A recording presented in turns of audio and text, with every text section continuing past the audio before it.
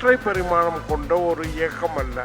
அது பல தளங்களிலும் தொடர்ந்து செயலாற்றி இருக்கு. காலத்தின் நிறம் கருப்பு சிவப்பு புத்தகத்தை எடுத்துக்கொண்டால் கூட பண்பாடு தளத்தில் எப்படி இயங்கி இருக்கிறது, சமூக தளத்தில் எப்படி இயங்கி இருக்கிறது, அரசியல் தளத்தில் எப்படி இயங்கி இருக்கிறது, எல்லா வகையாகவும் பட்டியல் போடுறோம். ஆனால் இந்த எல்லா பட்டியலுக்கு பின்னாடியும் இருக்கிற மிக முக்கியமான விஷயம் என்னன்னா சமத்துவம் சமதர்மம் அப்படிங்கிற அந்த ரெண்டே ரயிலில் தான் இந்த ட்ரெயின் போயின்னு இருக்கு.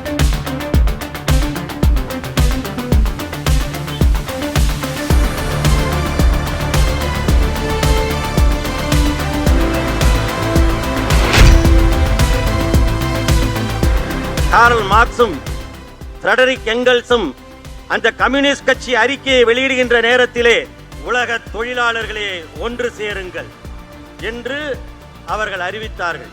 இந்திய சுதந்திர போராட்டம் நடைபெற்ற பொழுது மகாத்மா காந்தி அறிவித்தார், வெள்ளையனே வெளியேறு. அமெரிக்காவிலே கருப்பின மக்களின் விடுதலைக்காக அறவழியிலே போராட்டம் நடத்திய மார்ட்டின் லூதர் கிங் அறிவித்தார், ஐ ஹாவ் எ ட்ரீம்.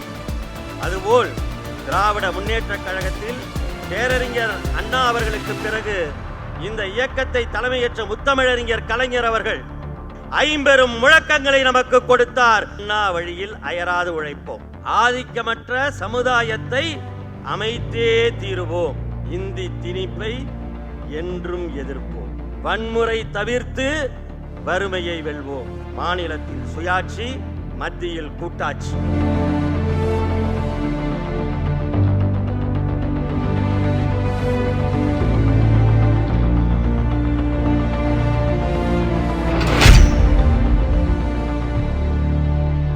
இந்த மொழியை, இந்த அறிவை பயன்படுத்தித்தான் நமக்கு காலம் காலமாக இருந்த அந்த அடக்குமுறையை எதிர்த்து நாம் போராடினோம். எங்களுக்கு மட்டும்தான் அறிவு இருக்கு, எங்களுக்கு மட்டும்தான் சிந்திக்க தெரியும், நாங்க மட்டும்தான் படிக்கணும், நாங்க மட்டும்தான் எல்லாம் தெரிந்தவர்கள் என்று எல்லாத்தையும் தன்னோட கையில வச்சுட்டு எல்லா ஆட்சி அதிகாரத்தையும் கையிலே வைத்து கொண்டிருந்த அதிகார வர்க்கத்தை எதிர்த்து போராடுவதற்கு சாதாரண சாமானிய ஒடுக்கப்பட்ட மக்களாக இருந்த திராவிட இயக்கத்தை சேர்ந்தவர்கள் கையில எடுத்த ஆயுதம் அறிவாயுதம் தான், மொழி என்ற ஆயுதம் தான். அந்த மொழியைத்தான் உதய் இன்றைக்கு மறுபடியும் இந்த அறிவு திருவிழாவிலே முன்வைத்திருக்கிறார், மையப்படுத்தி இருக்கிறார்.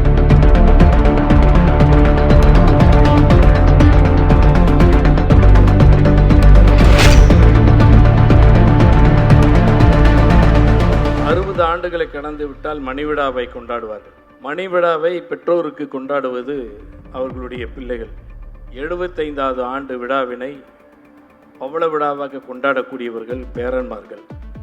இன்றைக்கு திராவிட முன்னேற்ற கழகத்தின் இந்த பவள விழாவை பேரனாக இருந்து நம்மளுடைய கழக இளைஞரணி செயலாளர் இளந்தலைவர் அவர்கள் முன்னெடுத்திருக்கக்கூடிய விழாவில் இந்த இருவண்ண கொடிக்கு வயது 75 என்று சொல்லப்பட்டிருக்கிறது.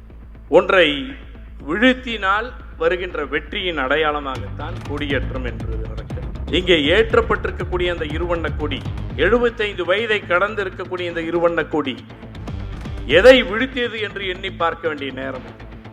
எதை விழுத்தி இருக்கிறது? வர்ணாசிரமத்தை, மூட நம்பிக்கையை, தீண்டாமையை, ஜாதியை, கொடுமையை, பெண் அடிமையை, அந்நிய மொழி ஆதிக்கத்தை என்று, மதவெறியை என்று இத்தனையும் விழுத்தியதனால் ஏற்றி இருக்கக்கூடியது.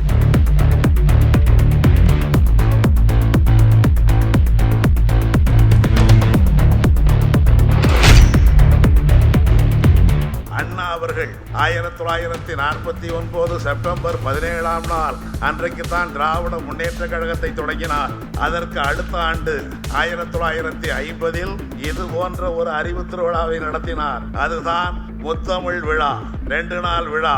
அந்த முத்தமிழ் விழா தான் திராவிட முன்னேற்ற கழகத்தின் வளர்ச்சிக்கு ஒரு திருப்பு முனையை தந்தது. அதே சாயலிலே அடுத்து மதுரையிலும் நடந்தது. காஞ்சிபுரத்தில் கலை திருவிழா என்ற பெயரிலேயே அறிஞர் அண்ணா பொறுப்பேற்று நடத்தினார். இப்படிப்பட்ட அறிவு திருவிழாக்களினுடைய தொடர்ச்சியாகத்தான் இப்பொழுது நாம் பார்க்கிறோம்.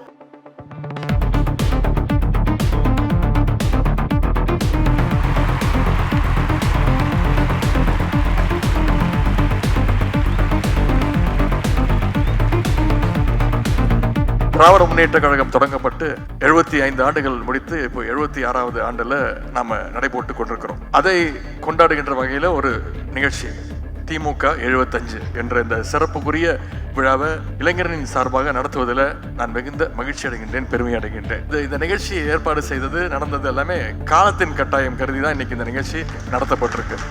இன்னைக்கு கொள்கையற்ற ஒரு கூட்டமும் தமிழர் விரோத பாசிச கும்பலும் இன்னைக்கு தமிழ்நாட்டை குறி வச்சிருக்கிறாங்க. அதனாலதான் இது காலத்தின் கட்டாயம் அப்படின்னு நான் சொன்னேன். இந்த அறிவு திருவிழாவை ஒரு கடமையாக நம்ம செஞ்சிருக்கிறோம். இளைஞரனுடைய பல்வேறு பணிகளை நம்முடைய தலைவர் அவர்கள் பாராட்டி நேற்று பேசினாங்க. ஒரு மகனாக ஒரு தந்தையிடம் அவருடைய பாராட்டுகளை பெறுவதற்கு நான் தொடர்ந்து இன்னும் முயற்சி செய்து கொண்டுதான் இருக்கின்றேன். ஆனால் ஒரு சட்டமன்ற உறுப்பினராக, விளையாட்டுத்துறை சிறப்பு திட்ட செயலாக்கத்துறையினுடைய அமைச்சராக 1-2 முறை பாராட்டுகளை நான் பெற்றிருக்கிறேன். துணை முதலமைச்சராக ஒரு 2-3 முறை அவருடைய பாராட்டுகளை நான் பெற்றிருக்கிறேன்.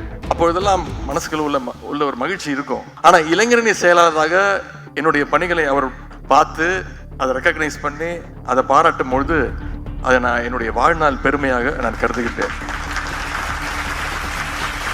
ஏன்னா இளைஞரணிங்கிறது அவருடைய குழந்தை. திராவிட முன்னேற்ற கழகம் தொடங்கப்பட்டது, கலைஞர் அரசியலுக்கு வந்தது வெறும் ஆட்சியை பிடிக்கிறதுக்காகவோ பதவியில் இருக்கிறதுக்காகவோ கிடையாது. நான் கொண்ட கொள்கையை அடையறதுக்காக இந்த இயக்கத்திற்கு தலைவனானவர் தான் நம்முடைய முத்தமிழர் டாக்டர் கலைஞர் அவர்கள். இதைத்தான் நம்முடைய தலைவர் அவர்கள் நமக்கு சொல்லி கொடுத்துருக்கிறாங்க. இன்னைக்கு திராவிட முன்னேற்ற கழகத்தை அழிக்கணும்னு புதுசா சில பேர் கிளம்பி வரிசையா வந்துகிட்டு இருக்கிறாங்க. திமுக என்ற அந்த விதையை கழக உடன்பிறப்புகள் வியர்வை சிந்தி ரத்தத்தை சிந்தி தங்களுடைய உயிரையே உரமாக்கி வளர்த்த கழகம் திராவிட முன்னேற்ற கழகம்.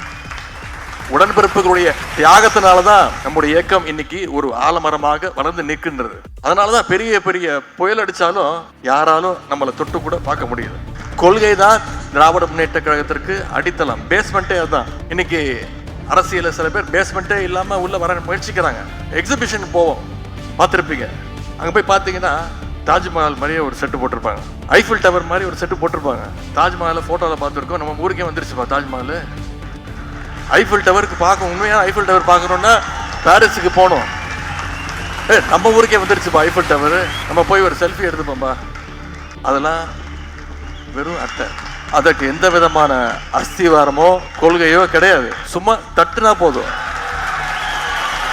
அவங்களுக்கெல்லாம் சொல்லிக் கொள்வது திராவிட முன்னேற்ற கழகங்கிறது தியாகத்தாலும் போராட்டத்தினாலும் உருவான இயக்கம். எமர்ஜென்சியை பார்த்த கழகம் திராவிட முன்னேற்ற கழகம். எமர்ஜென்சியை பார்த்த தலைவர் எங்களுடைய கழக தலைவர் அவர்கள், முதலமைச்சர் அவர்கள். இவருடைய எழுச்சியும் இந்த உணர்வும் பார்க்கும்பொழுது இதே உணர்வு, இதே எழுச்சி அடுத்த 4 மாத காலம் நம்மள்ட்ட இருக்கணும். அது நிச்சயம் அதை செய்வீங்கன்ற நம்பிக்கை தலைவருக்கும் இருக்கு, எனக்கும் இருக்கு. நான் உங்களோட நிக்கிறேன், களத்துல நிக்கிறேன்.